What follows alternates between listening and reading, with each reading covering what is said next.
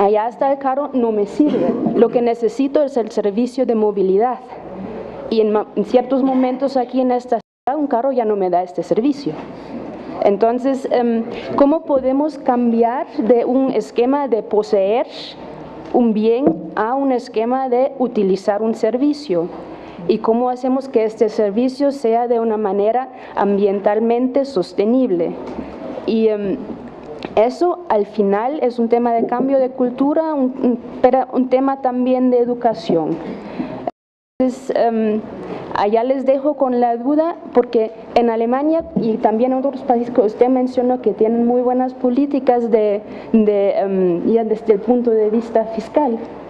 Eso no surgió porque desde un gobierno se tomó la decisión, pero porque hubo un movimiento ambientalista fuerte que presionó para que hubiera estas políticas.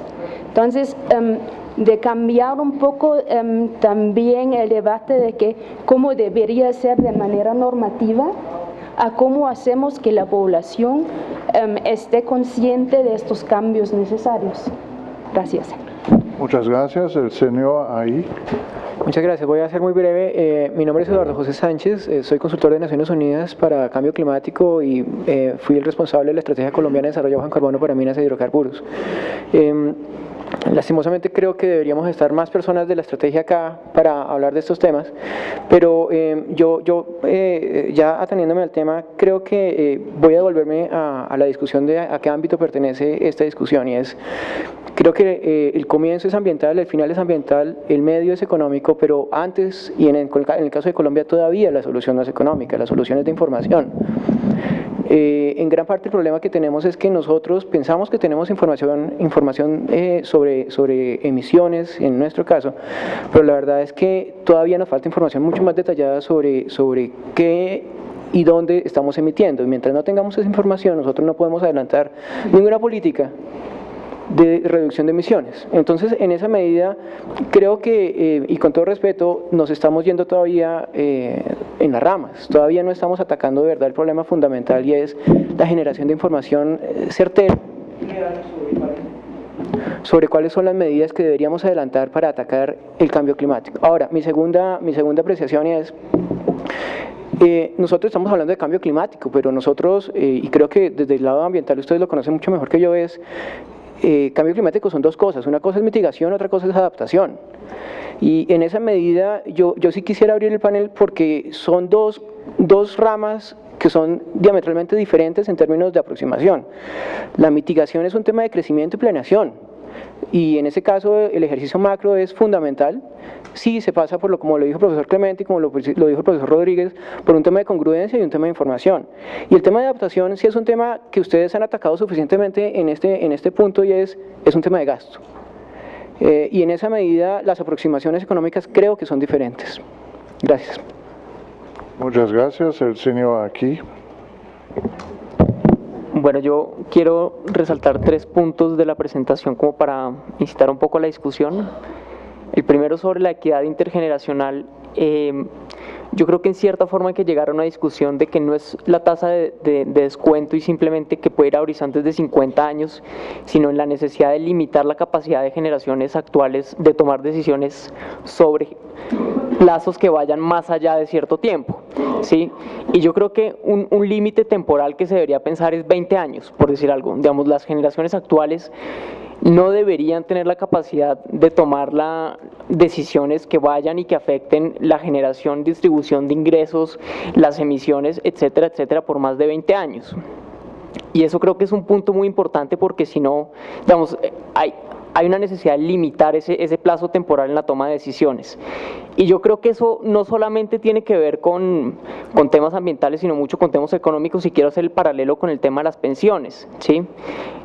Estamos diciendo por X o Y razón y justificando el cargo de pensiones a generaciones futuras que van 20 años más allá, e imponiendo en las generaciones más jóvenes unas cargas de contribución fiscal, de contribución sobre sus ingresos para financiar pensiones que se están generando en este momento, ¿sí? o de personas que probablemente trabajaron mucho menos años, 20 años atrás o hasta 50 años atrás. Entonces yo creo que uno de los mensajes centrales tiene que ser limitar la capacidad de tomar decisiones 20 años a 20 años, por poner un umbral temporal. Y eso pasa, digamos, hay una correlación muy grande en cómo funciona eso para pensiones, que nos están cargando a las generaciones futuras una mayor tributación, digamos, así de claramente. A nosotros nos van a poner a pagar más impuestos para pagar las pensiones de los sistemas actuales, impuestos que no pagaron las generaciones anteriores. Y ese paralelo en cambio climático creo que es lo mismo, nos van a poner a pagar los costos de las emisiones, los costos de la adaptación, tomando decisiones de esa forma por haber tomado decisiones de un plazo de planificación temporal mucho más largo. Y lo mismo, digamos, un poco abrir la invitación a que en escenarios como este hayan también personas más jóvenes, porque toda esta discusión, digamos, más allá tiene que incorporar la necesidad de ir traslapando ese conocimiento. Lo segundo tiene que ver con el punto que toca José Antonio sobre la discusión de compensación de las clases altas en todos los países.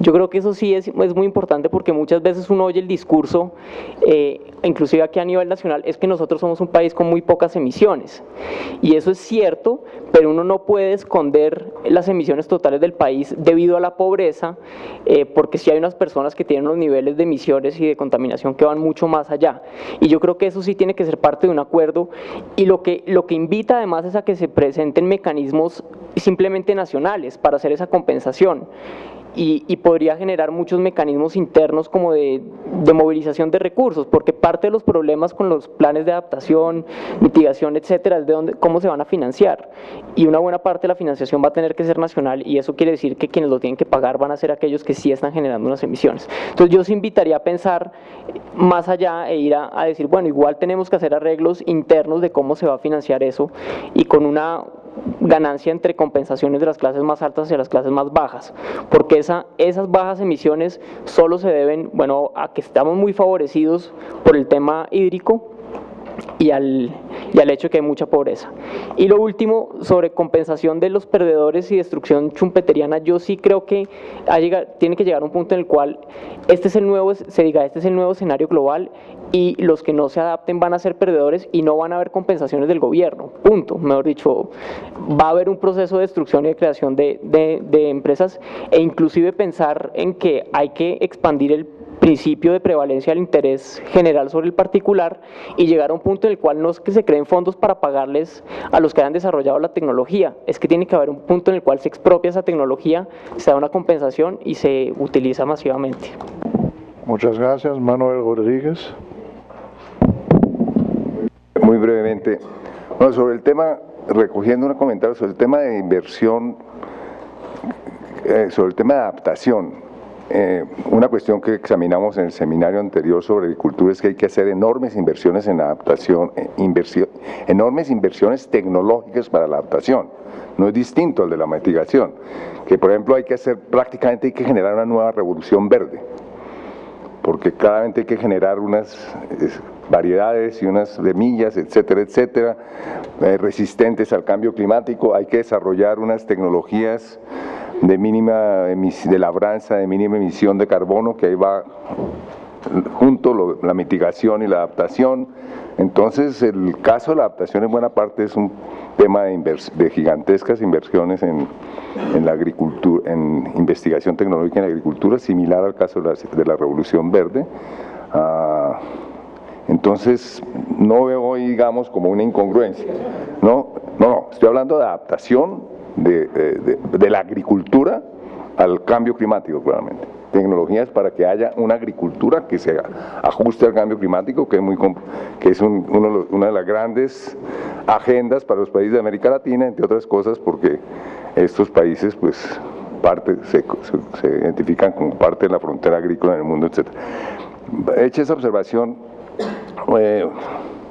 simplemente un último punto, y es: José Antonio ha señalado muy claramente que el tema, por ejemplo, en el campo de la inversión implica una inversión indicativa, no son incentivos generales para la inversión, sino incentivos, por ejemplo, para la inversión en tecnología verde, como el caso de Corea. Ese tema y otros temas que tienen que ver con el control de la emisión de gases de efecto invernadero lleva a lo que muchos observadores han dicho que es a una reforma del Estado, porque tendríamos que tener un Estado más interventor, cuando la tendencia en estos años ha sido a un Estado menos interventor y eventualmente a unos estados más grandes. Me gustaría saber un poco a unos tamaños de Estado mayores que los que tenemos. Entonces me gustaría oír un poco las opiniones de José Antonio sobre cómo ve las consecuencias políticas de este tipo de aproximaciones en relación con el tamaño del Estado, la organización del Estado. Habría que hacer un tipo de planificación, evidentemente no puede ser planificación central, seguramente es planificación indicativa. ¿A qué tipo de planificación estaríamos?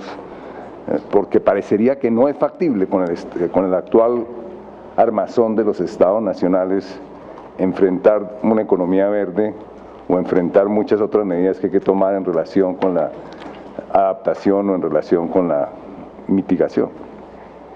Muchas gracias. Bueno, antes de pasar la palabra a José Antonio para que responda, no sé si puede responder a todos los puntos, pero a algunos de los puntos le dejo con más una pregunta. Varios de las intervenciones han propuesto que hay que limitar el consumo porque el planeta no aguanta más consumo. Ahí usted en su paper, que es la base para su presentación, habla de cambio de consumo. Entonces mi pregunta es, para las generaciones actuales como para las futuras, ¿cómo la reducción del cambio climático o la lucha contra sus impactos puede ser atractivo si se dice a ellos que no pueden más consumir? ¿Cuántas horas tengo para responder? Bueno, 5 minutos. Entonces, telegramas. Sí, claro. No, primero a los que hablaron de cambios de patrones de producción y consumo, aquí comenzando por Clemente, yo creo que esto es la esencia del tema mesoeconómico, en cierto sentido. Yo por lo demás vivo en una ciudad en la cual uno no utiliza transporte particular. Entonces creo que es viable convertir a Bogotá, por ejemplo, en una ciudad en que uno no utiliza el vehículo particular. Y más aún, es más agradable, ¿ok? O sea, eso no es... entonces yo creo que hay un tema de patrones de producción y consumo. Vamos a tener que ver también con el tema ahorita sí que cuando hable de la equidad intrageneracional me refiero a eso. Segundo, el tema del costo-beneficio que mencionó Jorge Iván, y también el tema, digamos, el tema de la depreciación del capital natural que mencionó Adriana. Entonces yo creo que parte de lo que hay que hacer son ejercicios regulares de estimar los beneficios, no solo los costos. Digamos, si uno hubiera hecho alguna vez digamos, un buen análisis de los costos de la contaminación del río Bogotá y los beneficios posibles, yo creo que hace rato hubiéramos tomado la decisión de descontaminar el río Bogotá. Digamos, eso, creo que es bastante evidente. Yo simplemente, a mí me parece muy bien la práctica del módulo de cuentas nacionales dedicado a descontar el capital natural. Creo que no está totalmente inventado. Una mera corrección, que yo siempre defiendo a Naciones Unidas porque trabajé 10 años allá. Esa metodología la inventó Naciones Unidas, no el Banco Mundial. ¿Ok? ¿Ok? Más aún, como yo tenía a mi cargo la Dirección de Estadística de Naciones Unidas, que es la que produce las metodologías de cuentas nacionales, soy tremendamente consciente de eso. ¿Okay? Okay. Y yo creo que eso hay que hacerlo. Lo que pasa es que sí tiene un problema inherente, porque digamos que es el tema del debate sobre la sostenibilidad débil. Porque digamos aún si uno hiciera una compensación de capital físico y humano para compensar la depreciación del capital natural, de pronto hay pérdida. Eso es lo que dice la economía ecológica, exactamente. Entonces yo creo que ese es el problema de la sostenibilidad fuerte versus la sostenibilidad débil. El tema intrageneracional, tal vez una corrección a Andrés Gould, no era intergeneracional, sino intrageneracional. generacional. Digamos, yo no hablé mucho claro, mi trabajo era sobre equidad intergeneracional, sobre la cual creo que hay bastante. Ahora, yo creo que sí hay temas de equidad intrageneracional que yo sí resalto, y nuevamente aquí hay dos temas, digamos, en el fondo. Uno que de hecho puede tener dimensiones intergeneracionales. Digamos, a mí me gusta esa propuesta de ponerle una exención general a ciertos sectores sociales de todo el mundo en materia de cambio climático. Esa es equidad intrageneracional. Me gusta esa propuesta que Guillermo Llenas al final resaltó. Y de pronto nuevamente hay otro tema que sí es intra, pero es también inter, que es, digamos, cómo exceptúa uno, digamos, de ciertos costos a las generaciones presentes. Aunque yo estoy en ese sentido totalmente en desacuerdo con Guillermo. En realidad, a las personas de mayor edad, que no nos va a tocar la catástrofe del cambio climático, lo único que nos interesaría es no tomar acciones. Es al revés, es exactamente al revés, es a los jóvenes, y por eso no me sorprende, digamos, y uno de los avances del sector educativo es que uno a los hijos los ve que los han educado con temas que a nosotros nunca nos enseñaron. A mí nunca me enseñaron ni en el colegio ni en la universidad estos temas, cero, eso no se mencionaba entonces. Digamos, afortunadamente mis hijos sí los han educado con conciencia ambiental desde el colegio, entonces me parece que eso es un avance. Esto es un tema de las generaciones presentes y que lo hagan incurrir también a los que hemos gastado en exceso capital natural. ¿Sí? Eso es parte de lo que tienen que hacer, o sea, es al revés. A mí no me interesa, digamos, yo tengo interés, esto es por mis hijos y por mis nietos y por mis bisnietos, eso es mi interés por este tema. Por mí mismo, yo no voy a tener la catástrofe del cambio climático. ¿Okay? El tema de la política fiscal, yo creo que yo no me referí mucho al tema de la política fiscal, meramente porque a mí me habían dicho que esto era un trabajo sobre los temas internacionales, de los temas intranacionales no, pero yo estoy de acuerdo primero con todo el tema de impuestos verdes, impuestos a las emisiones de carbono, etcétera, etcétera, y eso me parece un tema positivo. Lo que esto sí significa, bueno, una anotación, y desafortunadamente se fue el doctor Carlos Gustavo, pero yo creo que los incentivos de precios son insuficientes en esta materia. Y la demostración más clara es lo que está pasando con el mercado de carbono en Europa. ¿Ok? De que, digamos, uno pone un incentivo y digamos, el precio del carbono prácticamente cayó a cero. Entonces hay unos problemas de fondo. Y más aún, eso es como en regulación bancaria, le iba a decir exactamente al doctor Carlos Gustavo. Hay unas cosas que uno las puede hacer por incentivos de precio. Por ejemplo, póngale digamos, este capital para respaldar sus pasivos, ¿no es cierto? Es un incentivo de precio. Pero muchas son regulaciones totales, prohibiciones. Los bancos no pueden hacer esto. Y eso en materia ambiental, las regulaciones son a veces mucho más importantes que los incentivos de precio que se pueden dar a través de normas como los impuestos al carbono. Por ejemplo, digamos, todos los estudios que yo he logrado leer me dicen que, por ejemplo, las normas sobre construcción son las más importantes de todas y las que más tendrían los beneficios mayores en términos, más aún, en un estudio de McKinsey demuestran que incluso habría ganancias netas de cambiar las regulaciones sobre construcción. Entonces, por ejemplo, es un caso muy concreto y podría, digamos, mencionar muchos más. Economía política es un tema interesante, digamos en partidos verdes, más partidos verdes, ¿no? Porque pero ojo, partidos verdes no en el sentido colombiano que era para diferenciarse del azul y el rojo. Bueno, en el sentido alemán también hay culturas. Bueno, muchos ultraverdes, digo, me parece muy bien. Pero la verdad es que el mundo solamente está reaccionando, la economía política solamente está reaccionando por las catástrofes. Eso es lo que uno observa en la realidad. Este tema ha entrado por catástrofes y desafortunadamente pues no es necesariamente la mejor economía política, pero de todas maneras es una entrada, digamos, es una entrada que me parece muy positiva.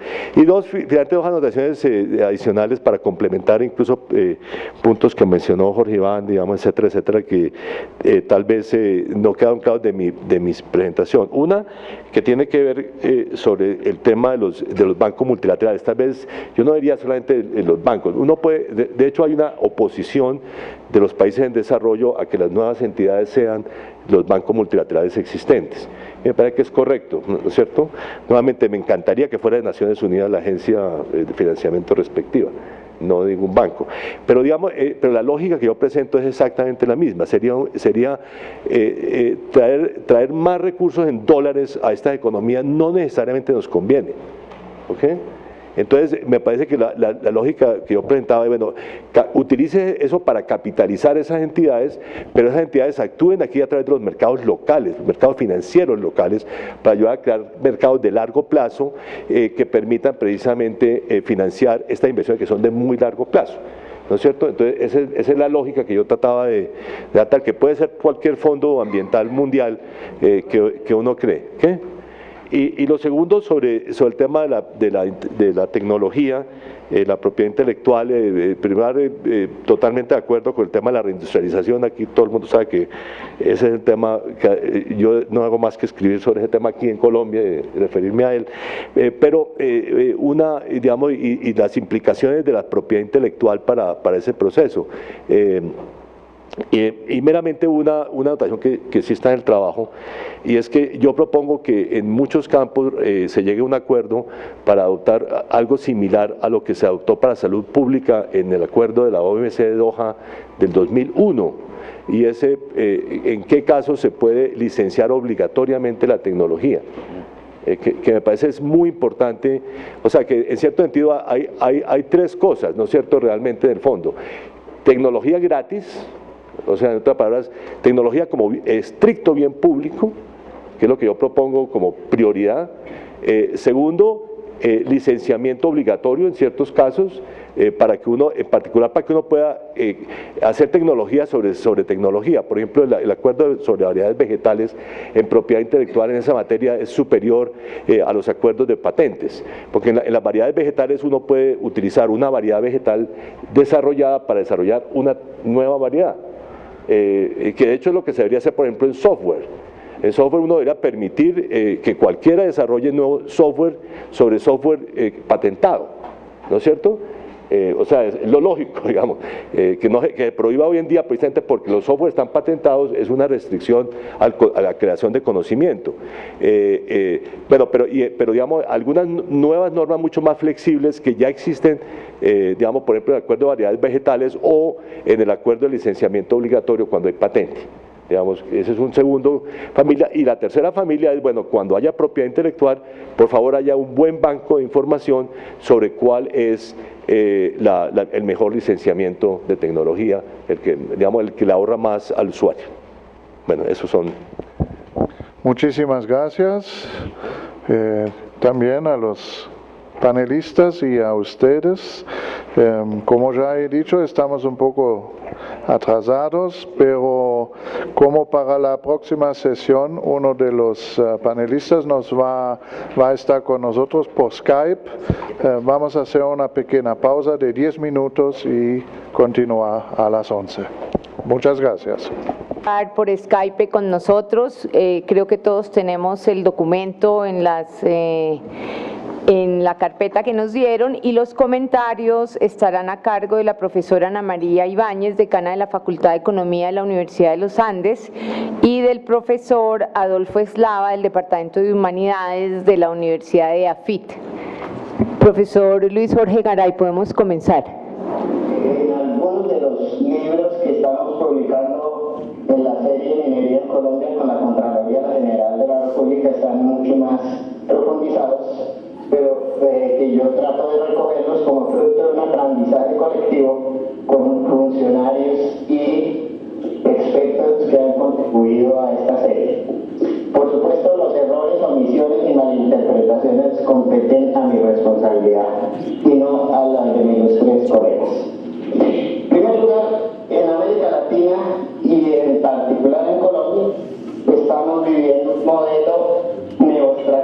extractivista, que para evitar radicalismos en algunos ámbitos se llama neocolonial, en términos de los recursos naturales no renovables, y estamos hablando en particular desde mediados de los 90 a la actualidad.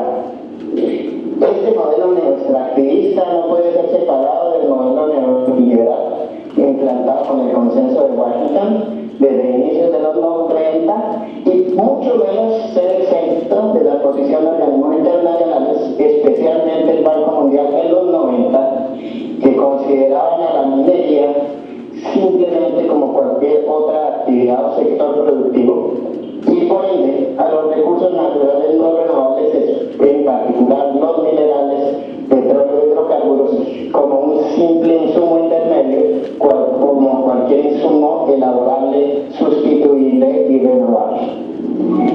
Por fortuna, incluso dentro de la misma análisis de la teoría neoclásica, se mostró, como lo mencionó claramente ya antes Jorge Iván, que los recursos naturales no renovables no son cualquier insumo productivo, sino que son un capital natural no renovable y que debe ser así tratado.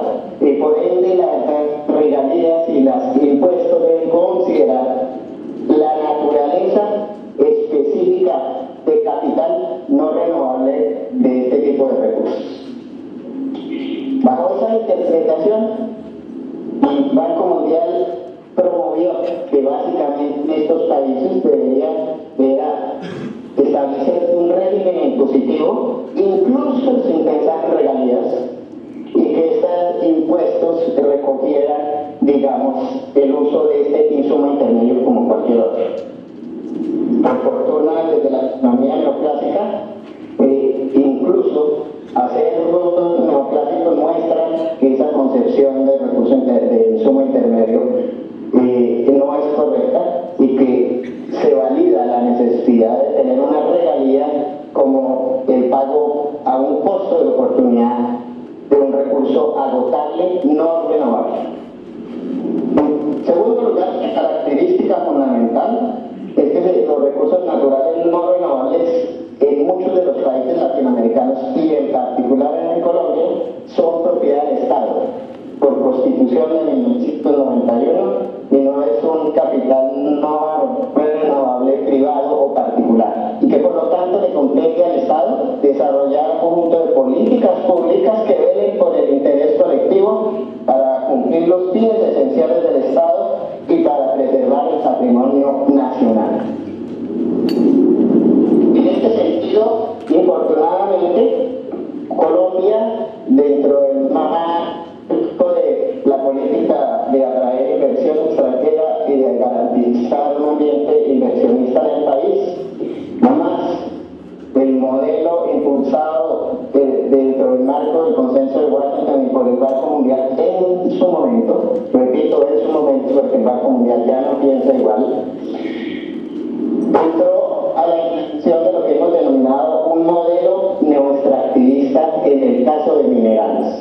En esta presentación voy a especificar básicamente el tema de minería y no de petróleo y hidrocarburos que tienen unas diferencias importantes, no solo en términos del modelo económico petrolero que se ha adelantado en Colombia, entre otras porque tiene una empresa pública, Ecopetrol, que sirve para regular el sistema y que tiene unos elementos claves de la conducción y racionalidad del sector muy diferentes a la minería, como vamos a ver más adelante. Por lo tanto, vamos a hablar de minería en particular con algunas nociones sobre el tema petrolero.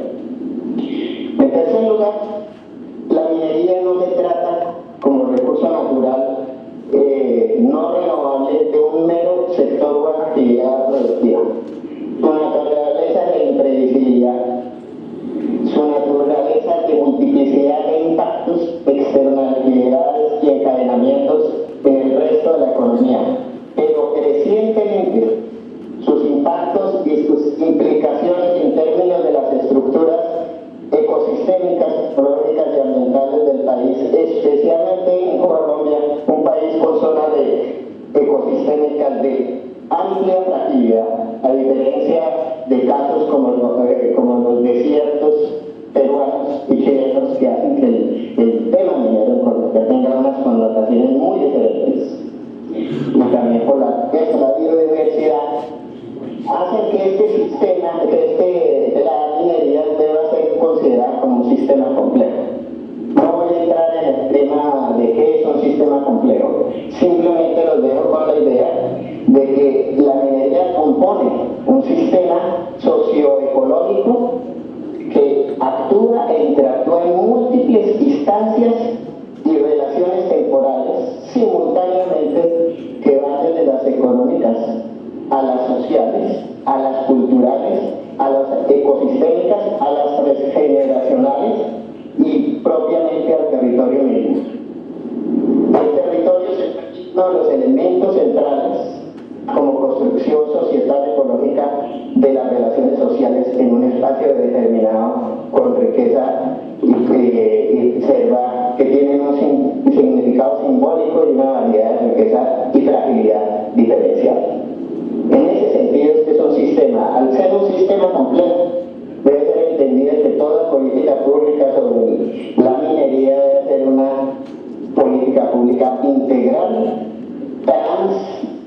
transinstancial y transgeneracional, que por lo tanto exige una institucionalidad fuerte y una institucionalidad que abarque no solo la instancia nacional central, sino también las instancias locales y territoriales, por la diversidad de impactos a las múltiples instancias espaciales en un territorio como Colombia.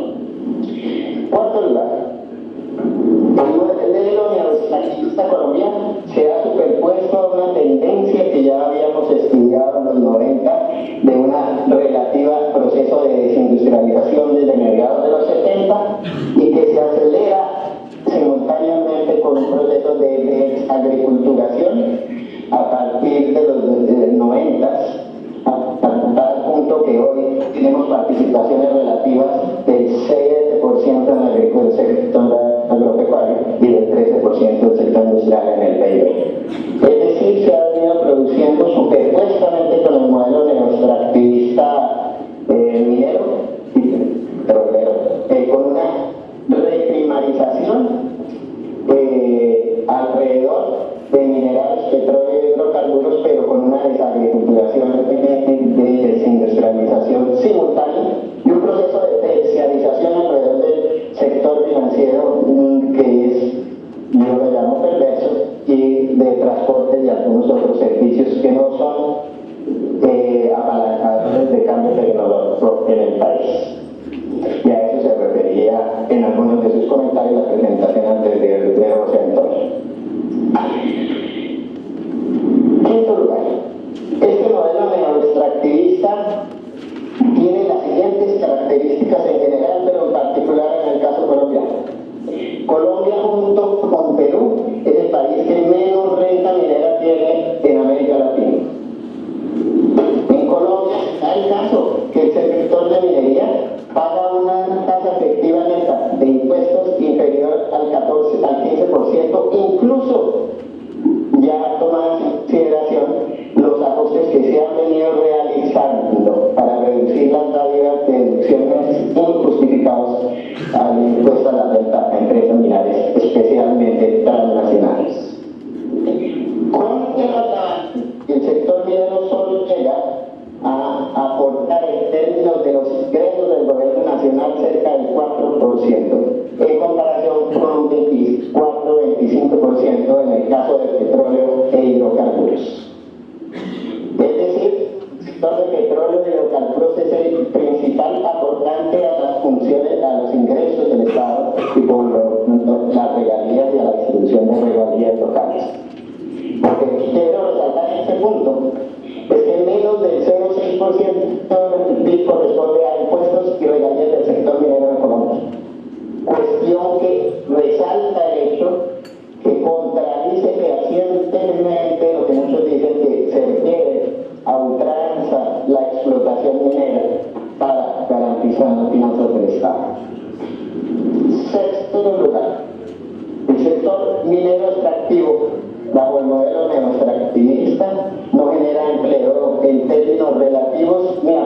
recursos en comparación con los sectores agrícola e industrial. En términos de la minería formal, como lo del detecta y lo relacionan claramente las estadísticas del DAC. Últimos datos de la Agencia Nacional Minera, no conocidos todavía o divulgados ampliamente, aparentemente dicen que el sector minero mide 95.000 o 100.000 empleos, como dice el DANI, que estaría generando 300.000 empleos. Sin conocer este estudio todavía, porque no ha sido debidamente divulgado hasta donde entiendo, buena parte de esta diferencia está en la minería informal, en la ilegal y en la criminal, que sí generan más empleo, pero por lo tanto también utilizan tecnologías mucho más precarias y que tienen efectos medioambientales aún más graves, en muchos casos, que la minería formal. Por lo tanto, en términos de empleo tampoco es la amplia generación. En términos de balanza de pagos y balanza cambiaria, Colombia ha adoptado este modelo neoextractivo cuando exporta el 95% de los minerales que produce y que explota en el territorio nacional. Es decir, en términos de balanza de pagos, que genera de orden de 13.000 millones del año de dólares al año por exportaciones brutas físicas del material explotado en el país. El petróleo es de la orden de 23.000 millones de dólares al año. Pero hay que anotarlos dentro del modelo neoextractivista. Colombia optó por dos medidas adicionales que no todos los países tienen para bajar los estándares tributarios y cambiarios en favor de la atracción de inversión, especialmente transnacional.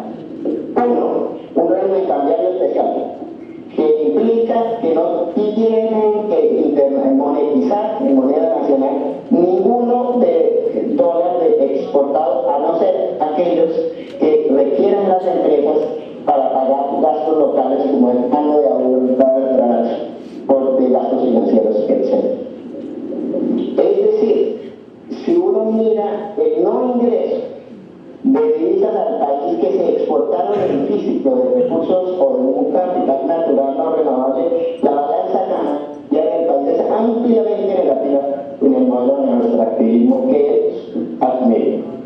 Por eso su impacto como enfermedad holandesa es marginal en términos de minería. Petróleo tiene una diferencia porque Ecopetrol es uno de los agentes jugadores principales. Entonces, en ese sentido, tampoco es que genere la multiplicidad de divisas ni que se acumulen en favor del Estado colombiano, sino que se privatizan directamente en el exterior a favor de las empresas multinacionales, que son las primeras o principales que exportan los minerales del país. Se dice que la regalía puede ser un motor de apalancamiento para el desarrollo local, el mejoramiento institucional y el bienestar de las sociedades locales y territoriales. Encontramos tres éxitos claves. Primero, las regalías en términos prácticos, como están en el volumen 3, ahorita en publicación de la serie, demostramos, en particular Guillermo Ruedas, que con información misma de las empresas, la institucionalidad colombiana es tan débil o a veces tan cortada que no podemos saber con seguridad la multiplicidad de datos diferentes a las empresas según la institución a la cual reportan cuál es la verdadera renta promedio, regalías promedio que pagan por los bienes exportados.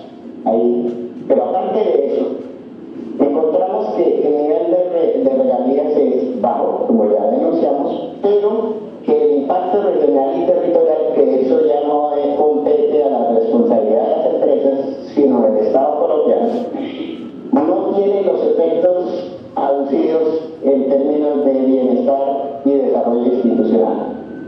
En el volumen 2, encontramos, con el volumen 2 se encontró que los municipios eminentemente mineros tienen una calidad de vida y un nivel de desarrollo institucional más precario que incluso los municipios evidentemente no mineros de relativo desarrollo e incluso equiparables ya en casos menores del de los municipios cocaleros, que son los municipios más atrasados del país.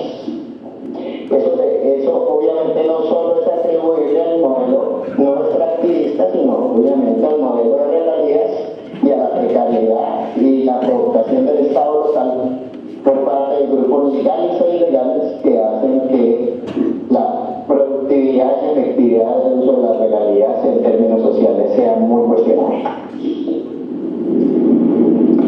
En octavo lugar, encontramos algo fundamental.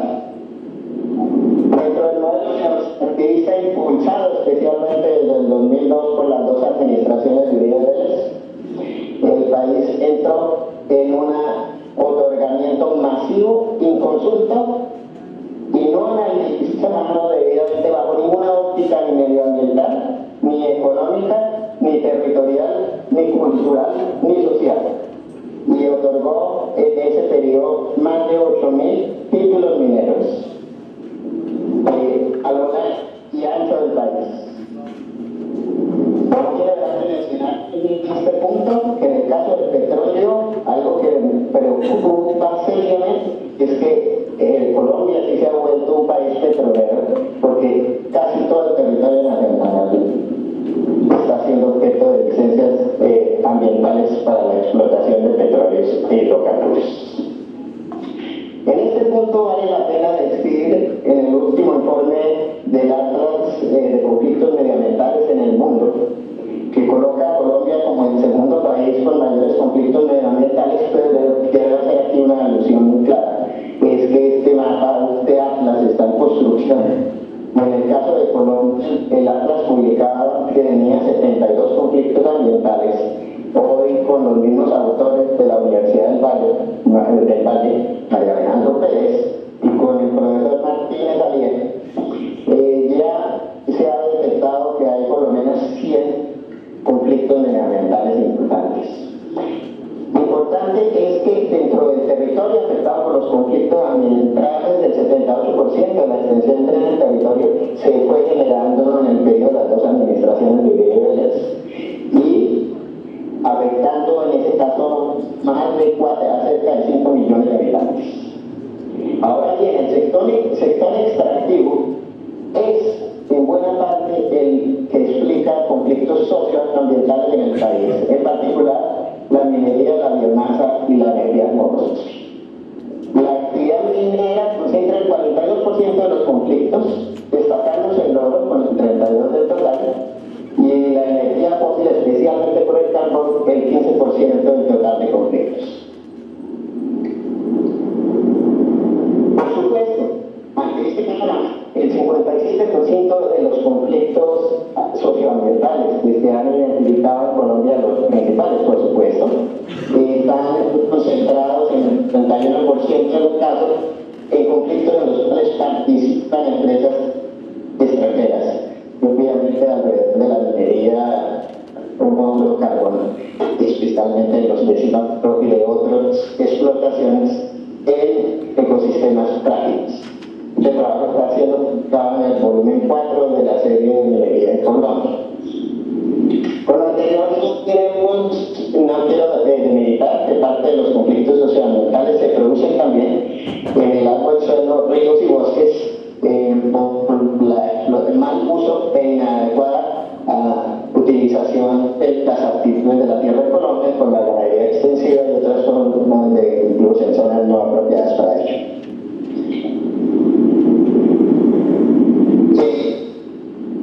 Ante esta situación, debemos considerar que el modelo, en el caso colombiano, es un modelo neoextractivista tipo enclave claramente dicho, donde se ha intentado no solo con políticas suficientemente dadivosas al capital, especialmente transnacional, sino que ha aplicado una serie de principios e instrumentos absolutamente inadecuados para una economía de mercado, que refleja la ausencia, debilidad y corrupción institucional en el país, vigente hasta hoy, sin querer decir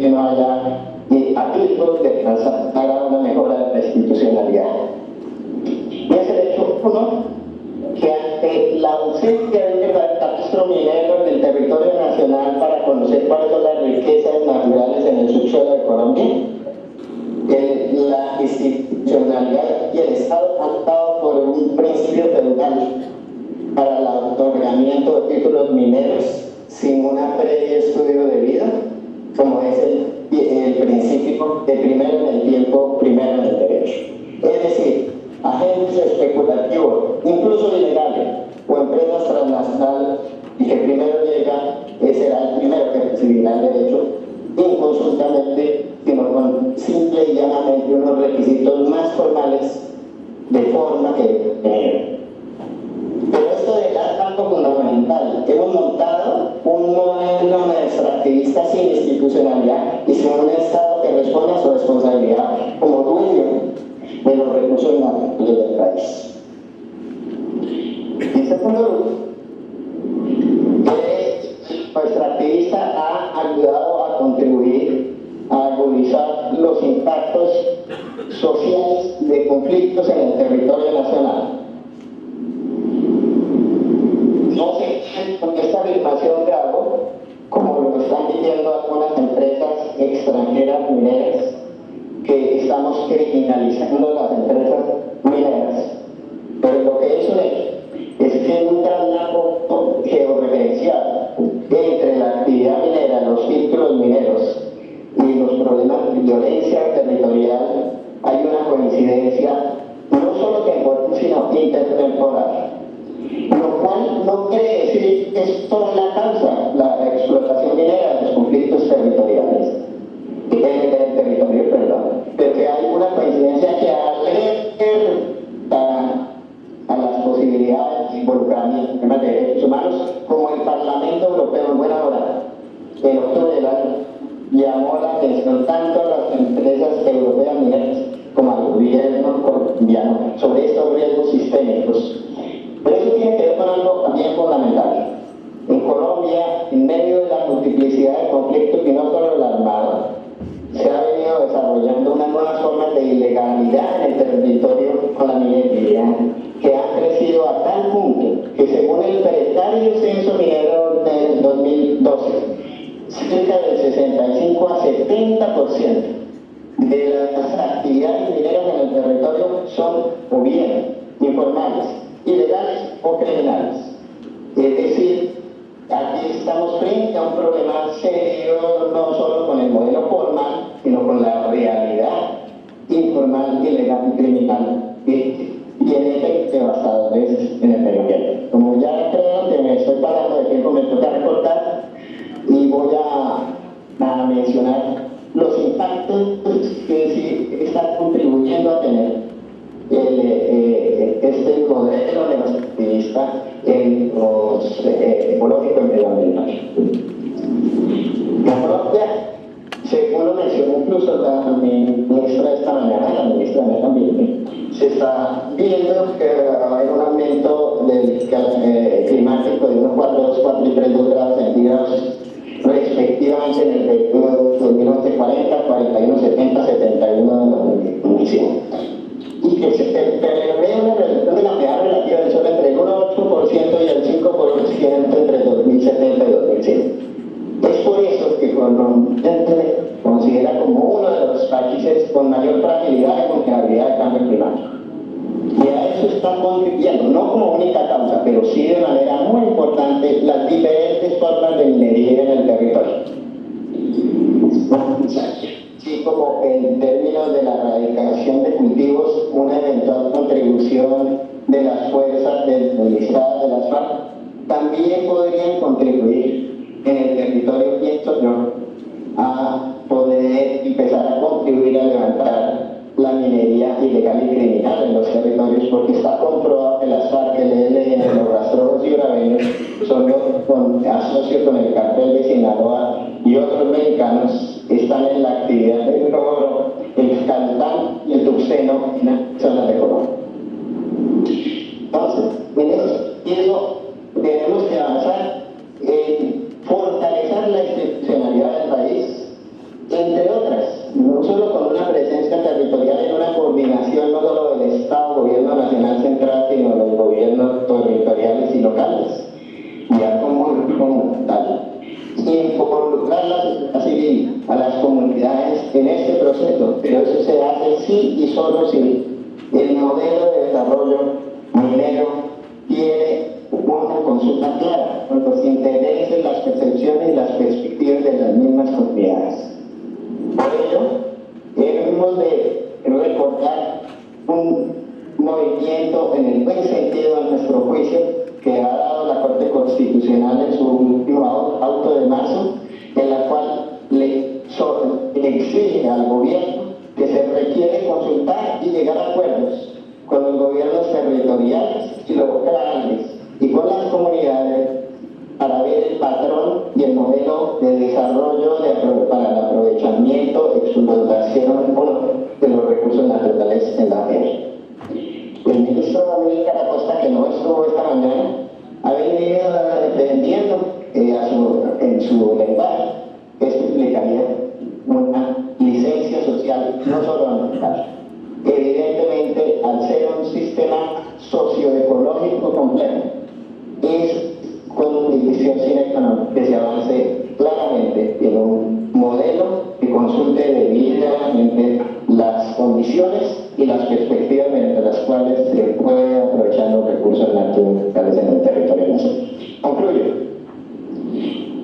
El modelo regalista minero implantado en Colombia en las últimas décadas y media o menos, es un modelo que no consulte las exigencias de la Carta Política de 1991. Al otorgar el carácter de utilidad pública de interés social por encima de la agricultura y la producción de alimentos, y al otorgarle incluso un estatus preferencial sobre actores o especial jurisdicción institucional. En segundo lugar, ese modelo extractivista tampoco responde a las compensaciones y a la contraprestación que implica el aprovechamiento de un recurso natural como capital no renovable de carácter público. En tercer lugar, la institucionalidad que existe, la política dominicana ha hecho tampoco que este recurso natural no renovable pueda ser aprovechado con encadenamientos en la economía nacional para poder generar empleo, valor agregado, riqueza y mejor distribución del ingreso. Es decir, hoy como se está implantando el modelo minero, que no está generando al país lo que se dice públicamente que genera, tiene que ser profundamente reformado si queremos que los recursos naturales primero sean un capital verdadero y segundo, atiendan directamente los intereses de la comunidad colombiana en su conjunto, así como las perspectivas socioecológicas del país en el mediano y largo plazo.